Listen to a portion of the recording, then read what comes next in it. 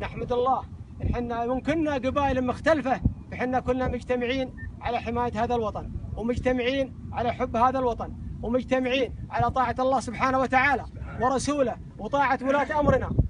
والله ينصرنا وياكم ويثبت أقدامنا وياكم ويسدد رمينا وياكم. والله سبحانه وتعالى قادر، وهو الذي يصرف الأمور سبحانه، وأنتم وافين. كثر الله خيركم وجمل الله حالكم.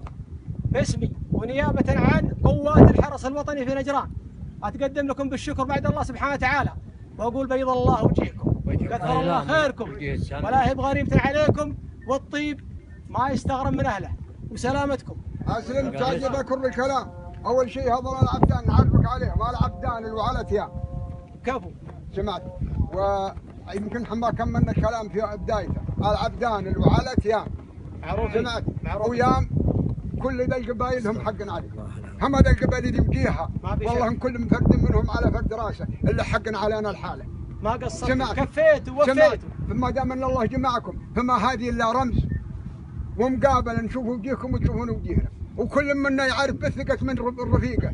وحنا مقابلكم الكرامه. اسمع، وحنا ان شاء الله نحن في جنوبكم يد بيد ورجل برجل. تسلمون وسلامتكم. وانا احتاجكم الوطن، فانتم قريب. انا ذكرت له ان شاء الله يحميكم. لا اله الا الله. اولا نسال الله العظيم ان يحفظ هذا البلد خاصه وبلاد المسلمين عامه، وان ينصركم على عدوكم، وان يوفقكم ويسدد رميكم ويثبت اقدامكم على الحق. والله يعيننا وياكم على طاعه الله. حنا ولله الحمد في بلد الاسلام، في بلد العدل، في بلد يحكم حكام عادلين. يكفينا ان ملكنا اسمه خادم الحرمين، ونحن نخدم من خدم بيوت الله جل وعلا.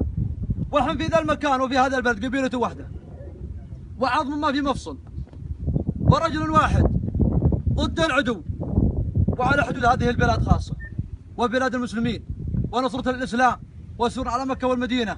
كلنا في هذا المكان سلمان بن عبد العزيز، وكلنا في هذا المكان محمد بن نايف، وكلنا في هذا المكان محمد بن سلمان، وكلنا رجل واحد على راية الله جل وعلا، والوزير متعب بن عبد الله، وكلنا في خدمة الدين والوطن. حن وهم حن في الدولة المتواضعة، في دولة الحق، نصرة الحق ونصرة الجار، اتباعا لسنة النبي صلى الله عليه وسلم. نسأل الله أن يوفقكم وأن يعينكم حن وإياكم في خندق واحد وفي مكان واحد. وحنا لكم وانتم لنا. بيض الله وجهكم. الله يثبت أقدامكم على الحق ويسدد رميكم وينصركم على من عاداكم. والله